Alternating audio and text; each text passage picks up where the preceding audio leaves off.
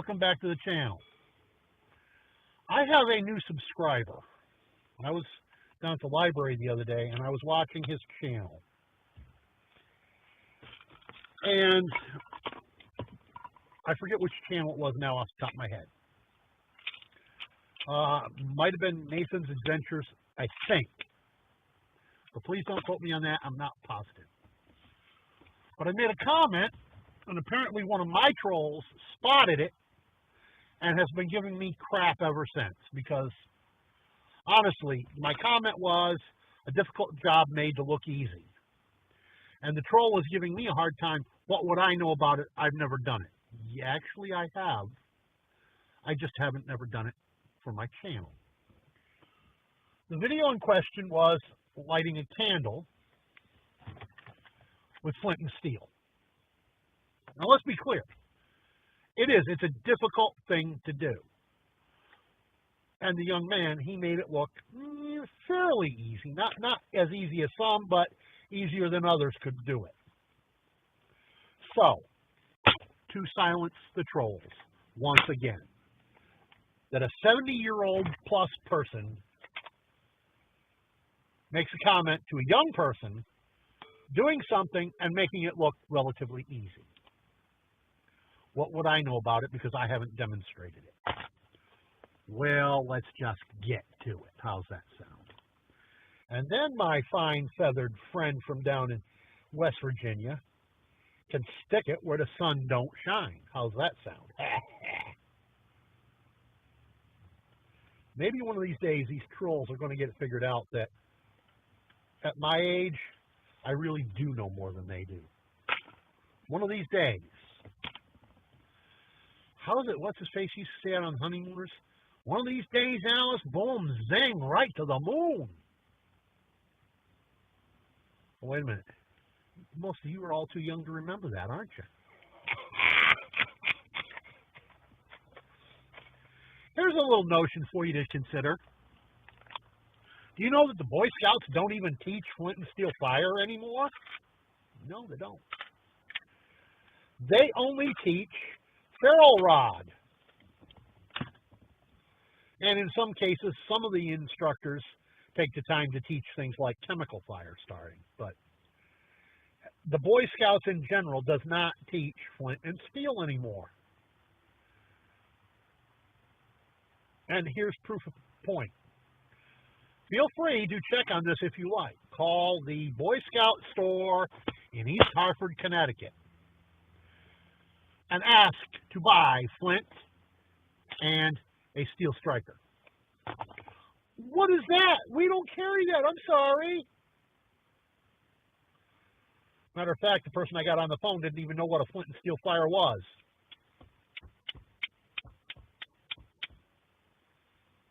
Didn't even know what I was talking about.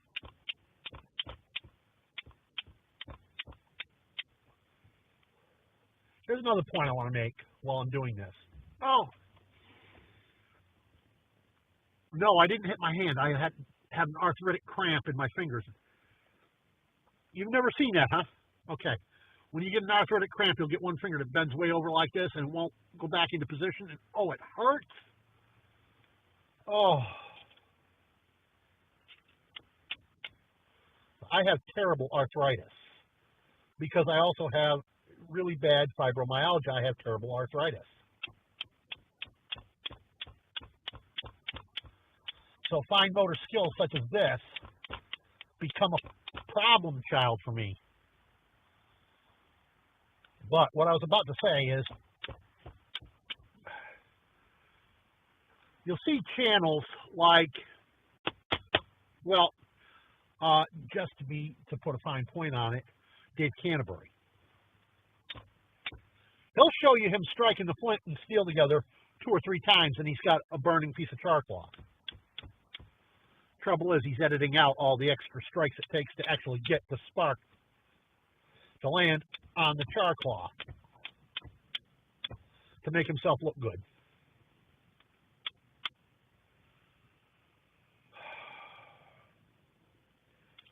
Flint and steel fire is not an easy chore, okay? I don't care how many times Canterbury shows you him striking the steel onto the flint and getting a spark going in 2 or 3 strikes or less. Don't you believe it? Don't you believe it? I've been doing flint and steel for, well, 6.5 decades anyhow. Do you know how many times I've had char cloth take a spark on the first, second, or third strike? In that entire time, I can probably count the total number of times between my 2 hands. And that's it. In over 60 years, less than 10 times, I've had 3 or less strikes and had a spark on the char cloth. And I am well experienced at this, so let me be clear about that, okay, boys and girls? I am not trying to cause anybody any fits and gibbets. I'm not trying to make anybody else look bad. I'm simply telling you that there are people out there that would do everything they can to make themselves look better by editing out all the excess. It is a case of buyer beware. I keep telling you this stuff. Don't believe everything you see and only half of what you hear. Okay? I just need a bigger piece of flint because my hands are giving me all kinds of arthritic trouble today. It's a matter of just being able to hold on to the flint, that's all.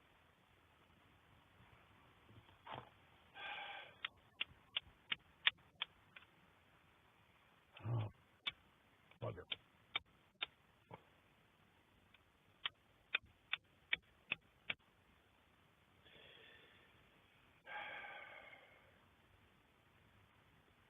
Keep hitting my bloody finger with it.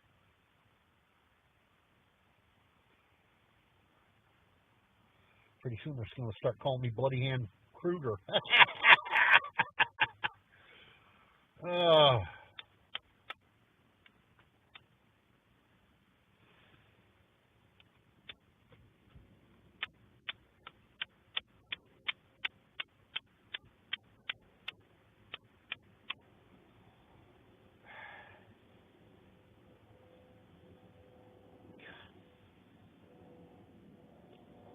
Like I said, boys and girls,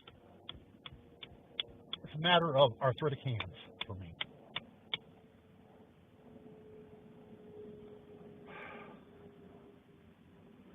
It is a painful thing for me to do.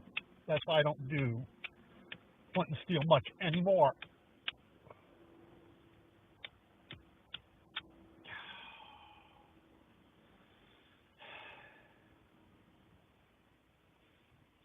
No, I didn't hit the finger again. No, I didn't. It's the cramping from the arthritis.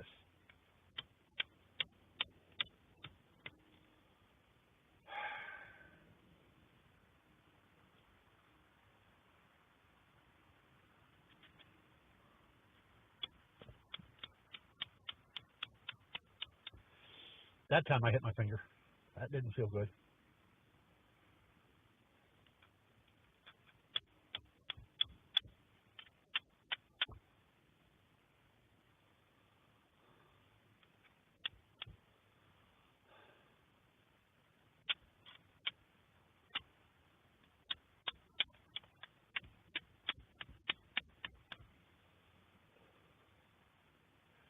I want you all to take note of something.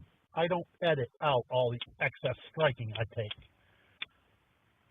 because it's a simple fact of life. This is not the easiest thing in the world to do.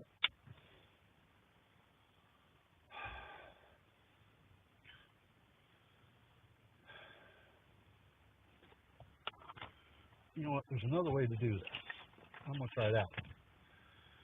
I see Canterbury do this all the time. High carbon steel blade.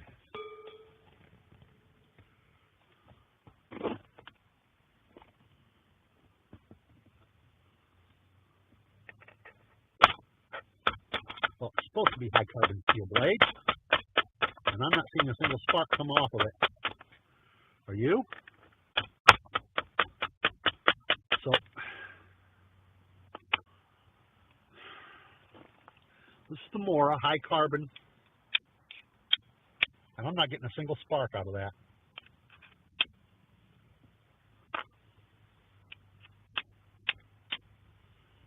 Huh. Well, this is the knife that I got from Big Bear, or now I'm forgetting his YouTube channel handle.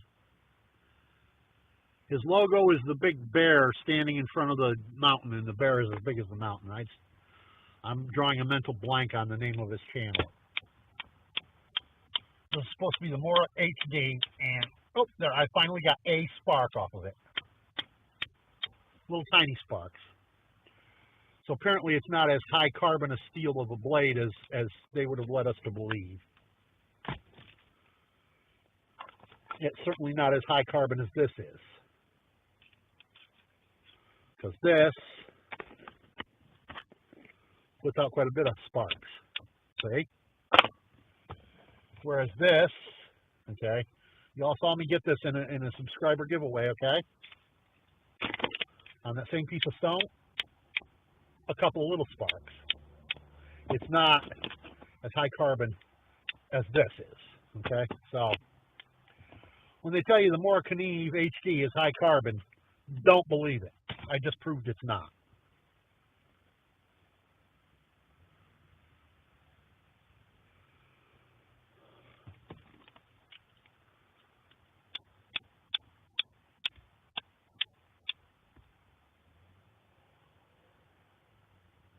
Once more, simple case of buyer beware.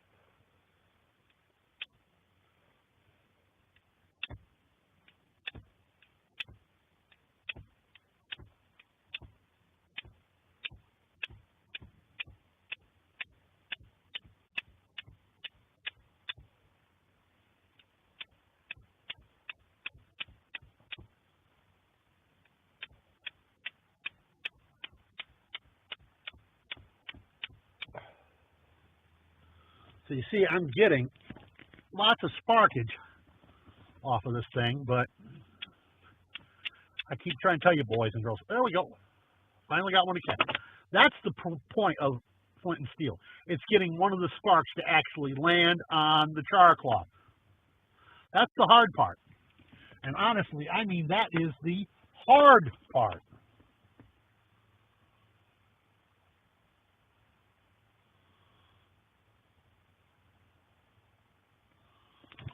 Now, because I've got such big hands, and because of the arthritis problems, I'm going to do this. I'm going to use my forceps to hold on to that.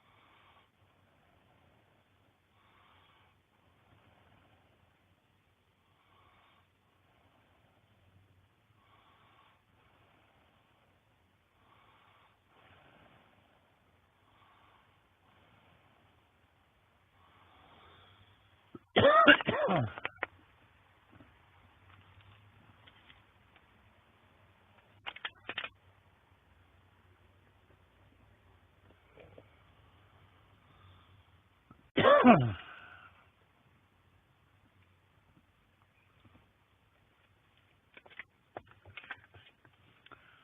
as I told the young man, a difficult job made to look easy. I wasn't kidding when I said that to him.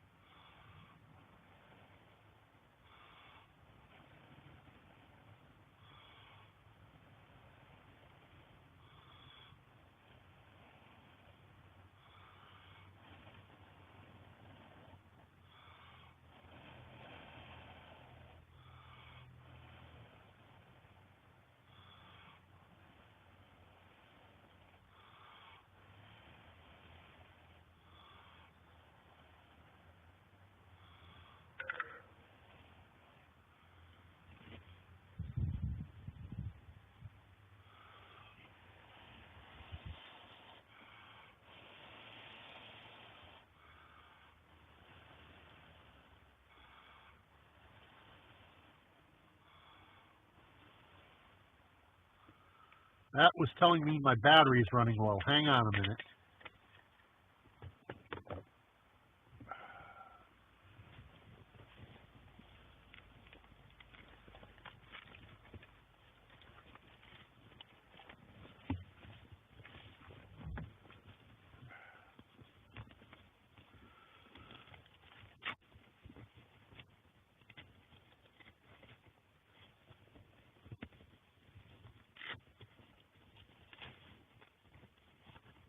Oh, bother.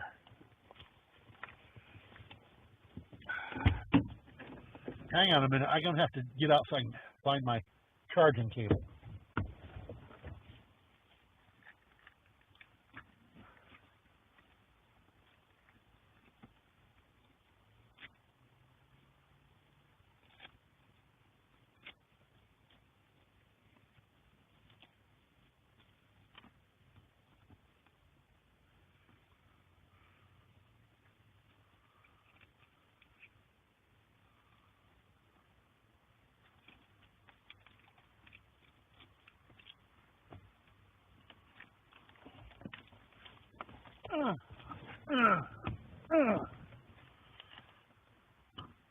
Okay.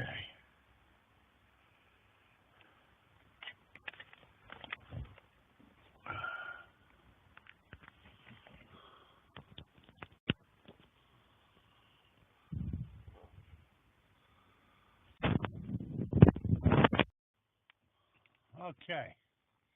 Now what I did is I tossed that last piece of char cloth in here with the broken up pieces. So I'm still working off the same flint and steel startup. Let's tilt you up here so you can see what I'm doing. I grabbed some of my fresh char cloth. Oh, bother. I grabbed some of my freshly made char cloth from the other day.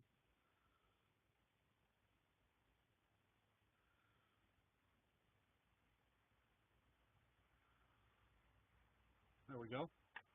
Transfer that ember over to the new stuff. I got to make sure my wick doesn't fall out of this candle.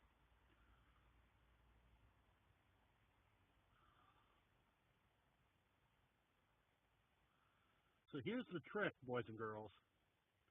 You have to get some of the wax to melt onto your burning char cloth.